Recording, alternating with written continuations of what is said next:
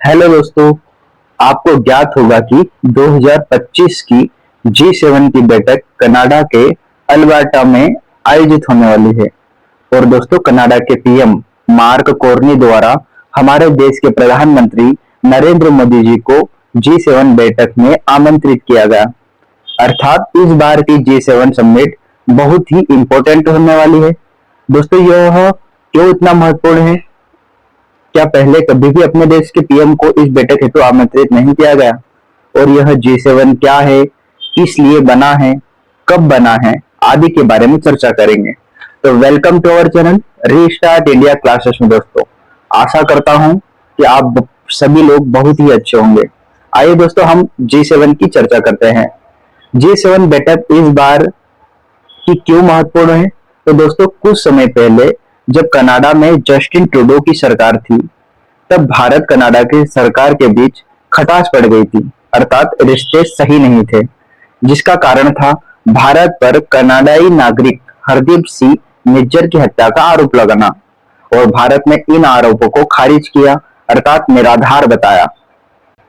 जिसके बाद दोस्तों, दोनों देशों ने एक दूसरे के डिप्लोमेट्स अर्थात राजनयिक को देश छोड़ने को कहा था।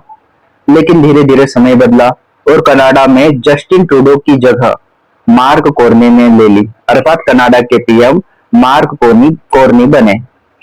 और इन्होंने भारत के महत्व को समझते हुए उन्हें बैठक में आमंत्रित किया। और दोस्तों, इसकी सूचना हमें स्वयं प्रधानमंत्री ने ट्वीट कर दी। दोस्तों, इस कारण यह G7 बैठक बहुत ही महत्वपूर्ण हो जाता है, हमारे एग्जाम की दृष्टि से और भारत की दृष्टि से भी। तो आइए दोस्तों, हम इसके बारे में चर्चा करते हैं। अब सवाल उठता है कि क्या पहले कभी भी भारत को आमंत्रित नहीं किया गया था? तो दोस्तों, ऐसा नहीं है। इससे पहले भी फ्रांस, जापान, यहाँ तक कि अमेरिका ने भी G7 बैठक में भारत को आमंत्रित किया है। लेकिन रिश्ते बिगड़ने के बावजूद भी कनाडा का यह आमंत्रण हमारे लिए बहुत ही महत्वपूर्ण हो गया है। अब हम G7 के बारे में बात करें तो दोस्तों, G7 अर्थात 7 देशों का समूह, दोस्तों जिसे ग्रुप ऑफ 7 भी कहा जाता है। दोस्तों, यह क्यों बना? तो दोस्तों, अरब देशों में तेल की कीमतों को अचानक बढ़ा दिया गया था। इसी मुद्दे का हल निकालने हेतु एक बैठक हुई, जिसमें प्रारंभ में 6 देश शामिल होते हैं दोस्तों। और 7वां देश अर्थात कनाडा 1976 में इसका सदस्य बनता है। तब से इसे G7 कहा जाने लगा। दोस्तों, इसके बाद रूस भी G7 में 1997 को शामिल हुआ था, परंतु रूस द्वारा यूक्रेन की क्रीमिया क्षेत्र में कब्जा कर लेने के कारण इसे 2014 में बाहर कर दिया गया। अर्थात पुनः G7 की संख्या 7 हो गई। वर्तमान में इसमें 7 देश शामिल है। दोस्तों, इसे हम ट्रिक के माध्यम से लंबे समय तक ज्ञात कर सकते हैं। जैसे एक ट्रिक है दोस्तों, जूस विद GF। यहाँ ध्यान रखने योग्य बात है दोस्तों, विद साइलेंट होगा, तो जूस विद GF, जिसमें J से बनेगा जापान, U से बनेगा USA, I से बनेगा इटली, C से बनेगा कनाडा, E से बनेगा इंग्लैंड, वहीं G से जर्मनी और F से फ्रांस। दोस्तों, इस 7 देश के अलावा भी यूरोपीय संघ हर बार इस बैठक में शामिल होता है। दोस्तों, इसका सदस्य नहीं है, लेकिन यूरोपीय संघ भी इस बैठक में हर बार शामिल होता है। और उससे भी महत्वपूर्ण बात तो यह है कि दोस्तों, भारत G7 का सदस्य नहीं है। याद रखिएगा दोस्तों, भारत G7 का सदस्य नहीं है, केवल 7 देश सदस्य, जिसे हमने ट्रिक के माध्यम से देखा, जो ट्रिक है जूस विद GF। अब सवाल उठता है कि भारत इसका सदस्य देश नहीं है, तो फिर क्यों भारत को इतना महत्व दिया जा रहा है? तो आइए दोस्तों, इसके बारे में चर्चा करते हैं। दोस्तों, हमारा प्यारा देश भारत दुनिया की 5वीं सबसे बड़ी अर्थव्यवस्था बन गया है।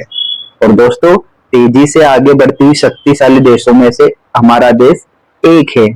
और 2047 तक भारत को विकसित भारत बनाने का संकल्प लिया है, जो सभी देशों को आकर्षित करता है।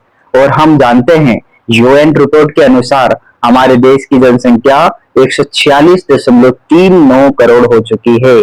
अर्थात पूरे विश्व में सबसे ज्यादा जनसंख्या वाला देश अपना देश भारत बन चुका है। अर्थात यह बाजार की दृष्टि से बहुत महत्वपूर्ण हो चुका है। यही कारण है दोस्तों कि भारत को इतना महत्व दिया जा रहा है।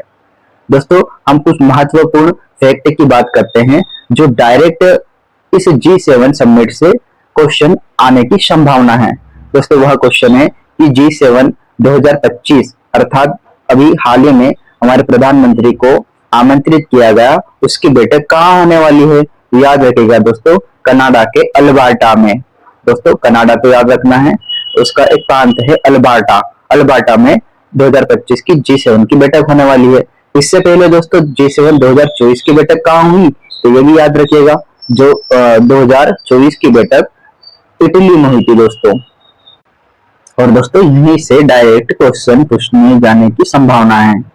दोस्तों ऐसे ही करंट और नॉलेजेबल वीडियो के लिए हमारे साथ बने रहे और अपने सुझाव दोस्तों कमेंट बॉक्स में दे, जो हमारे लिए बहुत ही महत्वपूर्ण है। धन्यवाद। जय हिंद, जय भारत।